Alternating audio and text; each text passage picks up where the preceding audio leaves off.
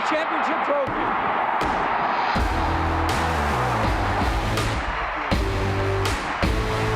The leader, the captain of the Untouchables, is coming home. I understand the assignment. We are here to win banners. Pressure's on. He said it himself, but man, am I excited about it.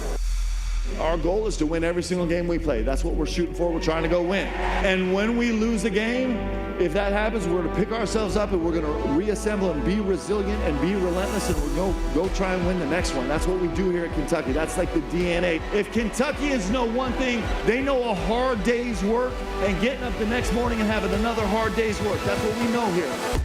Let's go, fill it up. Go Cats!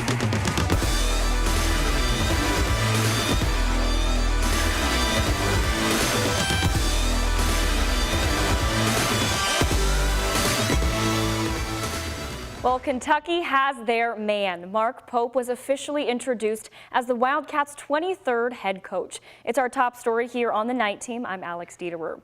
Rupp Arena was jam-packed today with fans ready to meet the newest leader of Big Blue Nation. WHAS 11's Kent Spencer and senior photojournalist Alyssa Newton were there for the introduction and show us the excitement he brought to the arena. At first, Mark Pope's announcement of becoming Kentucky's new head basketball coach didn't have much sizzle.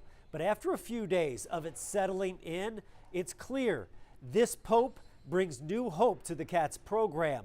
And this day wasn't a coaching announcement, it was a homecoming. It is the greatest honor that I will ever have in my professional or this family career to be able to come back here and do this with you. The difference between Kentucky and every other program in the country is that this is not my team. It's not even our team. It is our team. A packed house in April, and Mark Pope knew exactly what the Big Blue Nation wanted to hear. I understand the assignment. We are here to win banners. That's what our fans want to hear, that it is about the banners we have in the rafters, and so I'm super proud of him. A special moment he shared with his family. Amen. What was it like to see him go through this? How special is this? Oh, to watch Mark, it's a dream come true. He loves Kentucky. It is deep in his soul. I mean, he said it over and over again, but we're just so humbled and excited to be here and to watch all. I mean, come on. Our job as coaches is we get to be shepherds. A not-so-subtle remark directed right at former teammate and roommate Jeff Shepard as the crowd chanted one more year for his son Reed. No surprise at all that the fans are still pulling for him and loving on him, and so it was pretty cool. I owe Pope one, though. He got me good on that one. He may not have been the Cats' first choice. There was someone I knew very well that I had conversations and over courses of years that said, hey, if it ever, okay, well, let's talk about that, and it didn't work, okay, and he knew that. But he may be the perfect fit for this program. Man, it's unreal. It's like a surreal moment. We won a championship. It felt like that again. I felt like I was winning. And it was because I know he understands, like you said, the assignment. He's going to get talent in here. He's going to have talent he's never had before. He didn't have at Utah Valley State or BYU. He's going to have that here. Pressure's on. He said it himself, but man, am I excited about it. C-A-T-S, Cats, Cats, Cats! Kent Spencer, WHAS 11 News. There is still no official word on Mark Pope's contract details. However, reports are saying Pope has signed a 5-year deal and will be paid $5.5 million per season. The contract is much less than was reportedly offered to both Scott Drew and Dan Hurley. It is also currently unknown how much Pope's buyout was at BYU. However, there is no buyout money owed between either former coach John Calipari and Kentucky. Fans in Lexington obviously seem to be throwing their support behind the new head coach, Mark Pope. Fans of both UK and U of L now have brand new head coaches, and this feels like a fresh start for the rivalry. WHAS 11's Connor Steffen and photojournalist Aspen Hester spoke with UK fans about the change in leadership.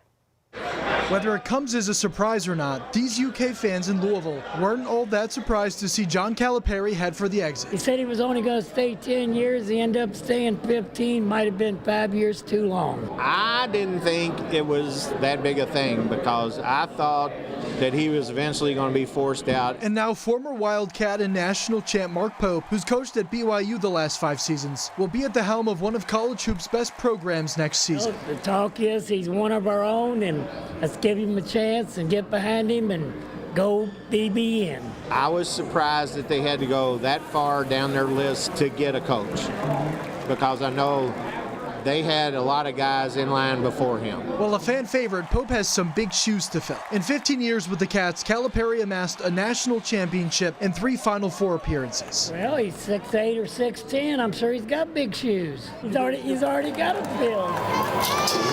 Head to Lexington. It's incredible, and I mean,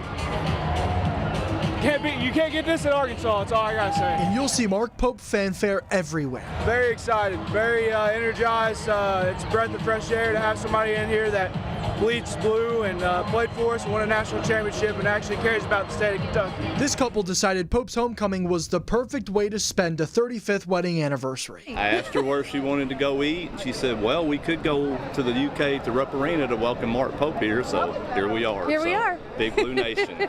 Other fans decided no trip was too far to catch a glimpse of Pope's UK welcome. All the way from New York. I'm so excited, but I will miss Cal. Fans say they're interested to see how Pope navigates recruitment, a top priority for him and the team. There's going to be some growing pains. Now they got money to bring SIL guys or NIL, whatever it is. They got money to bring those guys in there. So along with the new guys, if he mixes them right, then there's no reason for him not to have a good year. The expectations for one of the nation's top college teams next season are just as high as the pandemonium surrounding Big Blue Nation's next head coach.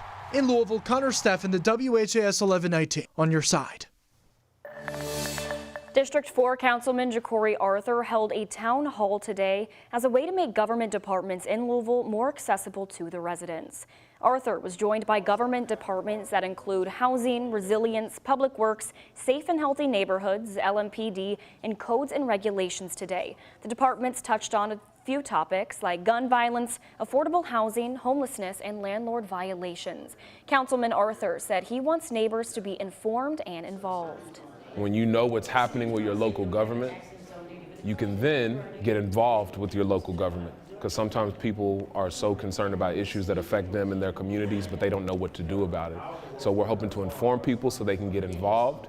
And then 3, so that we as a people, government and people outside of government, can get more intentional.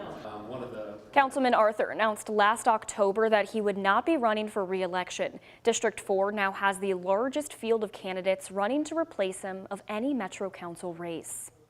And over in District 8, Councilman Ben Reno Weber held a community strategy meeting today to talk about solutions regarding the area around Big Rock and Cherokee Park. This meeting comes after neighbors expressed concerns last summer about parking congestion, pedestrian and cyclist safety, and the overall peacefulness in the neighborhood. Now the councilman is having more conversations with residents about what they want to see this summer around Big Rock. What we want to do is focus on what's possible. We would like people to park legally in a way that lets emergency vehicles and cyclists also use those roads. That's really what we're focused on. We want people to enjoy the park, but not do things that endanger the future of the park or the people that are also currently enjoying it. Councilman Reno Weber says he has been working with Olmsted Parks, the mayor's office, and stakeholders to collaborate on initiatives like increasing police presence, informative maps, and ambassador programs. The 150th Kentucky Derby is just around the corner, and today on Louisville Nonprofit took the streets to help clean up the neighborhood. Louisville Nonprofit First Step Recovery was out in the Churchill Downs area today, cleaning up and providing outreach to those who need it. First Step gives education, therapy, and support to adults who struggle with alcohol or drug use. The nonprofit was out in the Churchill Downs neighborhoods today cleaning and also spreading their mission to get people the help they need and deserve. People are out there dying on fentanyl and other drugs right now, and it's not good. Like the other night we went through the homeless camps just to give people some help, see what they needed, make sure they was all right, and it's just terrible out there, and it just gave me the idea to do something to give back. I didn't want to forget what I've been through. First Step Recovery offers substance use evaluations, outpatient treatment programs, and a variety of education classes.